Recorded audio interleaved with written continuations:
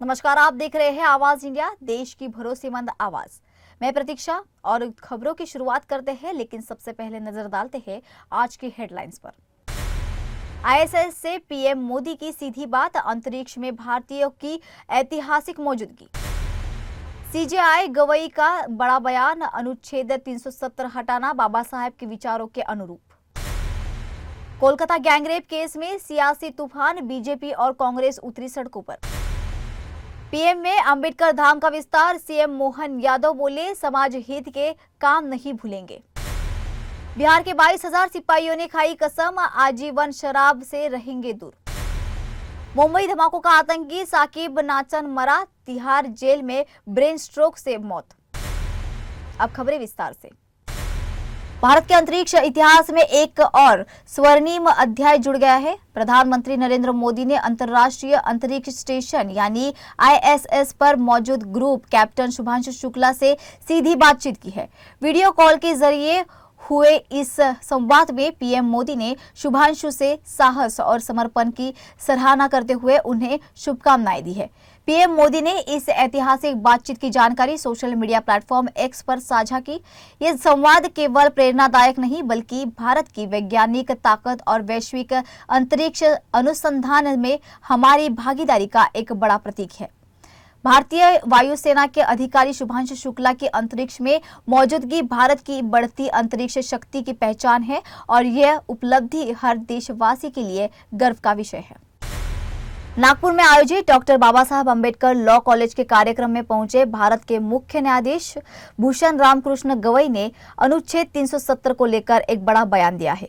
कार्यक्रम में बोलते हुए चीफ जस्टिस गवई ने कहा है कि जब धारा 370 को सांसद द्वारा रद्द किया गया और मामला सुप्रीम कोर्ट में पहुंचा तो उन्होंने खुद उस पर टिप्पणी की। उन्होंने कहा है कि डॉक्टर बाबा साहब अम्बेडकर की संविधान की संकल्पना थी कि भारत जैसे देश को एकजुट रखना है, तो एक देश एक संविधान जरूरी है। मुख्य न्यायाधीश गवई ने अमेरिका के फेडरल सिस्टम का उदाहरण देते हुए कहा है कि वहां हर राज्य का अलग संविधान है, लेकिन भारत में ऐसा नहीं हो सकता। बाबा साहब ने विचारों के अनुसार देश के लिए केवल एक संविधान होना चाहिए और अनुच्छेद 370 इस विचार के विपरीत था। इसलिए सुप्रीम कोर्ट ने सांसद के उस निर्णय को एकमत से स्वीकार किया।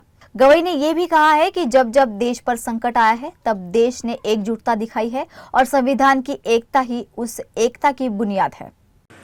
आणि मला सांगायला आनंद होतो की नॉर्मली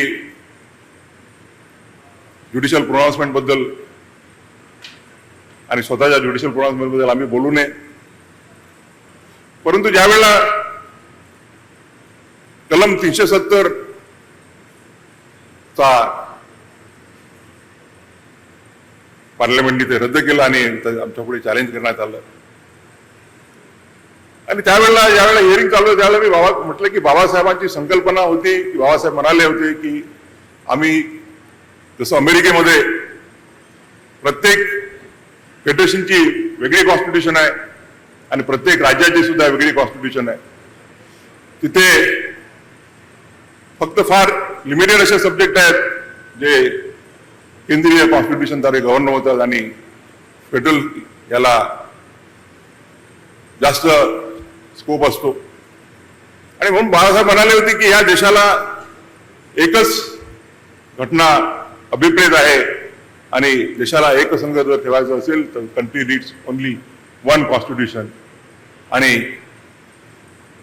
370 रद्द व्हायच्या अगोदर परंतु फक्त एका राज्याकरता वेगळी राज्यघटना हे बाबासाहेबांच्या विचाराला धरून नव्हतं आणि म्हणून तो आम्ही निर्णय जो पार्लमेंटनी निर्णय घेतला होता तो एकजुटाने मान्य केला की जेणेकरून the country will be divided, country will be governed by only one constitution. Kolkata के साउथ कोलकाता लॉ कॉलेज में छात्र के साथ हुए गैंगरेप मामले ने बंगाल की सियासत को गरमा दिया है। शनिवार को कांग्रेस छात्र परिषद और भाजपा कार्यकर्ता सड़कों पर उतर आए और जमकर विरोध प्रदर्शन किया। कांग्रेस छात्र परिषद के कार्यकर्ताओं ने कस्बा थाने के सामने प्रदर्शन कर न्यायिक जांच की मांग की है और राज्य सरकार पर मामले को दबाने का आरोप भी लगाया है।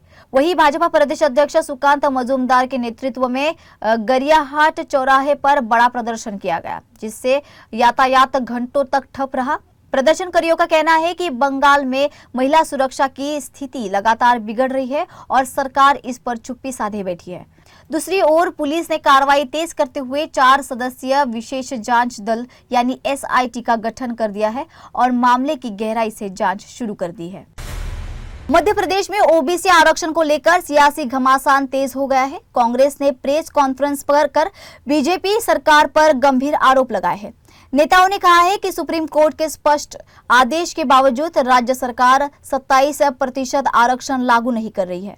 भूपेश बघेल, हरीश चौधरी, जीतू पटवारी और अनिल जहीन ने संयुक्त रूप से आरोप लगाया है कि सरकार OBC समाज के हक पर डाका डाल रही है। कांग्रेस का कहना है कि राज्य में लगभग 50% OBC आबादी है, लेकिन उन्हें संवैधानिक अधिकारों से वंचित किया जा रहा है।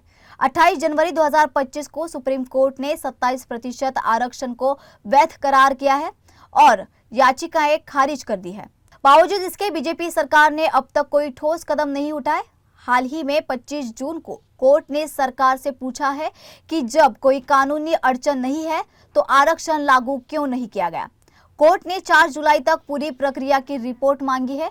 कांग्रेस ने चेतावनी दी है कि अगर सरकार ने समय रहते फैसला नहीं दिया तो बड़ा आंदोलन किया जाएगा। बिहार पुलिस को आज नई ताकत मिली है। राज्य में 22,000 नए सिपाहियों की नियुक्ति के साथ नीतीश सरकार ने एक बड़ा कदम उठाया है। मुख्यमंत्री नीतीश कुमार ने खुद इन सिपाहियों को पटना के बापू सभागार में नियुक्ति पत्र सौंपे।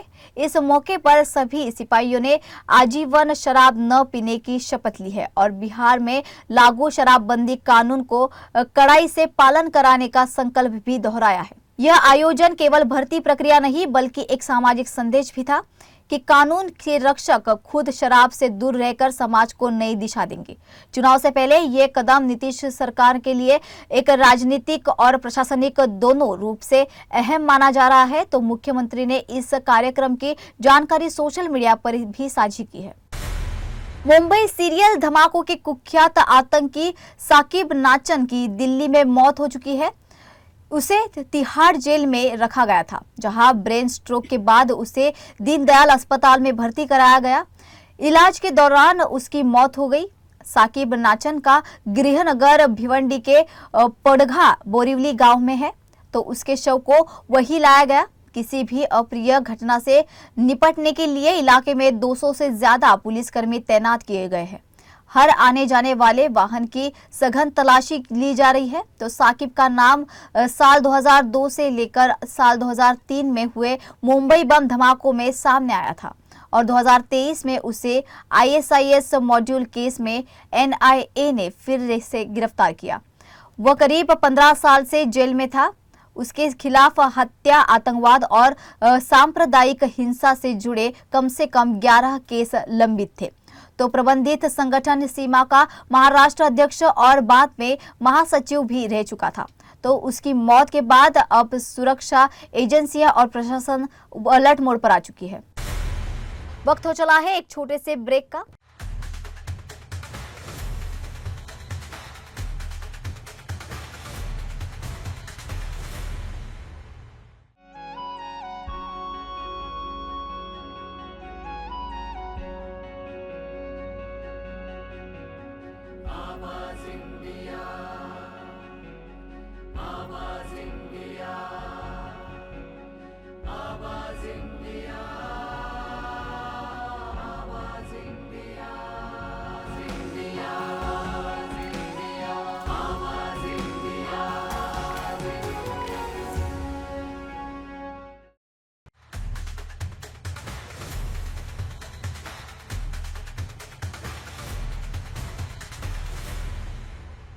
ब्रेक के बाद आपका फिर एक बार स्वागत है। एनसीपी की वरिष्ठ नेता सुप्रिया सुले ने संविधान और भाषा नीति पर केंद्र सरकार और संघ को जमकर घेरा है। उन्होंने कहा है कि इस देश में संविधान किसी को बदलने नहीं देंगे। आरएसएस के सहकार्यवाह दत्तात्रेय होसबले द्वारा संविधान से धर्मनिरपेक्ष और समाजवादी शब्दों की समीक्षा की बात पर प्रतिक्रिया देते हुए उन्होंने इसे लोकतंत्र के खिलाफ बताया। सुले ने कहा है कि ये जो संविधान जो बना है वो चर्चा और सर्वसम्मति से बना है, उसे बदला नहीं जा सकता। महाराष्ट्र में हिंदी भाषा को अनिवार्य किए जाने के प्रस्ताव पर भी उन्होंने सवाल उठाए हैं। उन्होंने कहा है कि जब गुजरात, तमिलनाडु, केरल और तेलंगाना में हिंदी कंपलसरी नहीं है तो महाराष्ट्र में क्यों? सुप्रिया सुले ने कहा है कि शिक्षा, आरोग्य और इतिहास जैसे विषयों में राजनीति नहीं घुसनी चाहिए। साथ ही उन्होंने ये भी जोड़ा है कि शरद पवार जो भी लाइन लेंगे वही पूरे एनसीपी गुट के लिए अंतिम निर्णय होगा। मेरी राय का सवाल ही नहीं है। जो है संविधान में, वो संविधान में सबको पूछ के चर्चा करके रखा गया है। ये संविधान बदलने की जो बात ये सरकार कर रही है, यही हम कह रहे थे। आपको याद होगा, अब की बार 400 पार बदलेंगे संविधान, ये बीजेपी के 2 वरिष्ठ सांसद ये कह रहे थे लोकसभा में, आपको याद होगा। इस देश में हम किसी को संविधान बदलने नहीं देंगे। नहीं, उन्होंने, एक तो हमारे नेता है, वो नेता जो लाइन लेगा वही। बट जो आपको याद होगा, आप एसएससी में पढ़े कि नहीं मुझे पता नहीं, मैं एसएससी में पढ़ी हूँ। 2 लैंग्वेजेस थी 4वीं तक, और 5वीं के बाद मैं भी हिंदी सीखी हूँ, जैसे आप मतलब पता नहीं कौन से बोर्ड में सीखे। तो ऐसा करिए, तो लोड मत करिए। वो न्यू एजुकेशन पॉलिसी आई किस लिए? आपको याद होगा, विनोद तावड़े जी जब मंत्री थे, उन्होंने एक बहुत बड़ा प्रोग्राम चलाया था कि जो बोझ बच्चे लेके चलते हैं स्कूल में, वो हम कम करेंगे। याद है? तो आपके चैनल्स पे दिखाया जाता था, वजन कम कर रहे, इतना वजन किलो का बैग है, बच्चा बेचारा, तराजू वगैरह, वो सब विनोद तावड़े जी ने किया था उस टाइम की, बैग कम कर। तो अगर ऐसी ही पॉलिसी सरकार की है और न्यू एजुकेशन पॉलिसी में बदलाव करना चाहते हैं, गुजरात में कहाँ हिंदी कंपलसरी है? न तमिलनाडु में है, न केरला में है, न आंध्र में है, न तेलंगाना, तो न गुजरात में भी नहीं है, तो सब जगह नहीं है, तो महाराष्ट्र में क्यों कंपलसरी हो रहा है अगर देश में नहीं हो रहा है? महाराष्ट्र में मराठी और हिंदी भाषा को लेकर अब फिर सियासत गर्मा गई है। शिवसेना उद्धव ठाकरे दल के नेता और राज्यसभा सांसद संजय राउत ने मुख्यमंत्री देवेंद्र फडणवीस पर जमकर हमला बोला है। राउत ने कहा है कि महाराष्ट्र में हिंदी थोपने का जो फैसला लिया गया है वो देवेंद्र फडणवीस के ही आदेश का नतीजा है। उन्होंने आरोप लगाया है कि यह राज्य सरकार का नहीं बल्कि केंद्र सरकार का थोपा हुआ फैसला है।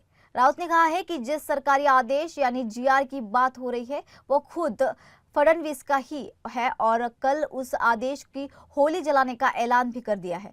राउत ने राष्ट्रीय शिक्षा नीति को भी इसका मुख्य कारण बताया गया है। कहा है कि यह नरेंद्र मोदी और अमित शाह की ओर से पूरे देश पर थोपी गई नीति है। राउत ने आगे ये भी कहा है कि उस समय जो कमेटी गठित की गई थी वह महज एक विचार के स्तर पर थी और उसे रघुनाथ मास्टर के निरीक्षण में रखा गया था। रिपोर्ट की बात करते हुए राउत ने कहा है, दावा किया है कि जनता को सारी सच्चाई बताई जाएगी और वह खुद संवाद के लिए तैयार है। क्या कुछ कह रहे हैं सांसद संजय राउत, आइए सुनते हैं। दादा बच्चों को क्या मालूम है?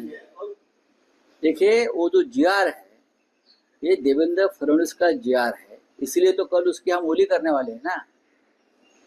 ये लोग पगला गए, दादा भूसे हो, राज्य के मुख्यमंत्री हो, डिप्टी सीएम हो, ये केंद्र ने थोपा हुआ निर्णय, ये राज्य सरकार का निर्णय नहीं है। ये जो राष्ट्रीय शिक्षा धोरण है, पॉलिसी है, ये मोदी और शाह की देन है पूरे देश को, और हम सब राज्य उनके खिलाफ खड़े हैं। महाराष्ट्र में हिंदी थोपने का निर्णय जो जीआर है वो मुख्यमंत्री देवेंद्र फडणवीस के आदेश से निकला है ना, उसमें हमारा क्या संबंध है? हमने तो उस वक्त एक कमेटी का गठन किया था सोचने के लिए, वो भी रघुनाथ मास्टर जी के लीडरशिप में। वो आया है रिपोर्ट, वो कहाँ पड़ा होगा, वो रिपोर्ट आप पढ़ लीजिए जनता के सामने, हम भी आ जाएंगे सुनने के लिए आपकी बात। अयोध्या अब सिर्फ एक शहर नहीं बल्कि एक वैश्विक तीर्थस्थल बन चुका है। 22 जनवरी 2024 को राम मंदिर में भगवान श्री राम की प्राण प्रतिष्ठा के बाद से लेकर अब तक 5.5 करोड़ से ज्यादा श्रद्धालु रामलला के दर्शन के लिए पहुंच चुके हैं। उत्तर प्रदेश सरकार के अनुसार इसमें आम श्रद्धालुओं के साथ साथ करीब 4.5 लाख वीआईपी भी शामिल है।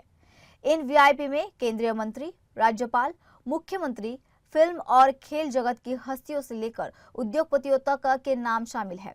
सीएम योगी आदित्यनाथ ने साफ निर्देश दिए हैं कि हर आगंतुक को एक सुगम, सुविधाजनक और सुरक्षित अनुभव मिलना चाहिए।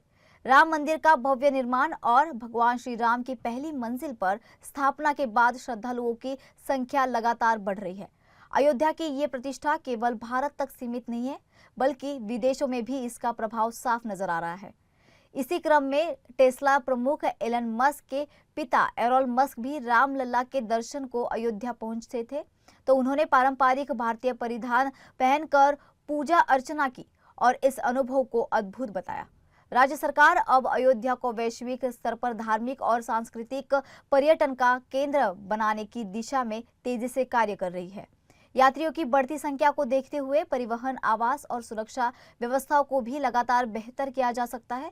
अयोध्या अब केवल एक धार्मिक स्थल नहीं, बल्कि श्रद्धा, संस्कृति और गौरव का प्रतीक है। भारत देश की सबसे अहम खुफिया एजेंसी रॉ को नया प्रमुख मिल गया है।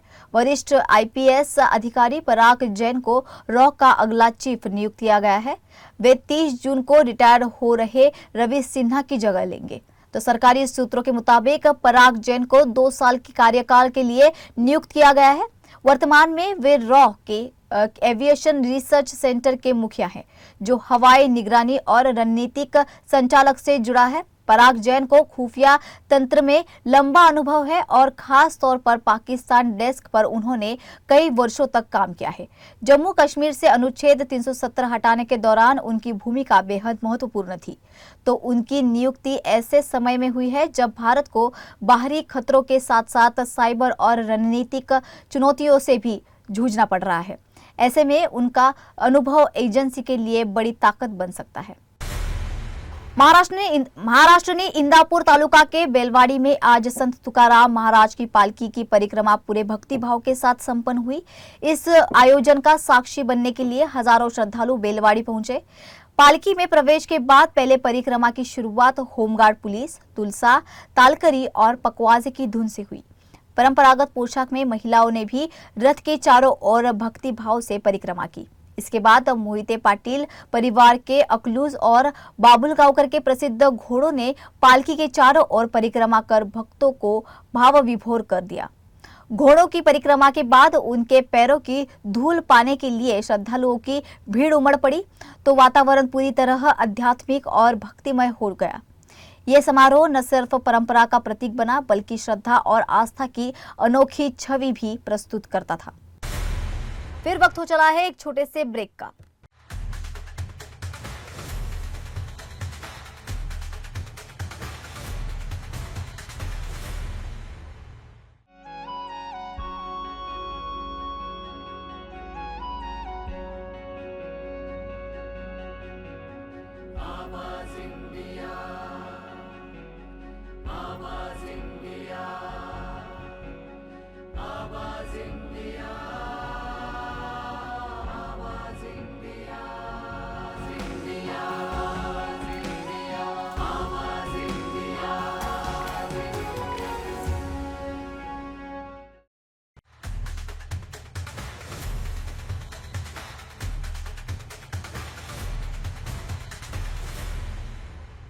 ब्रेक के बाद आपका फिर एक बार स्वागत है।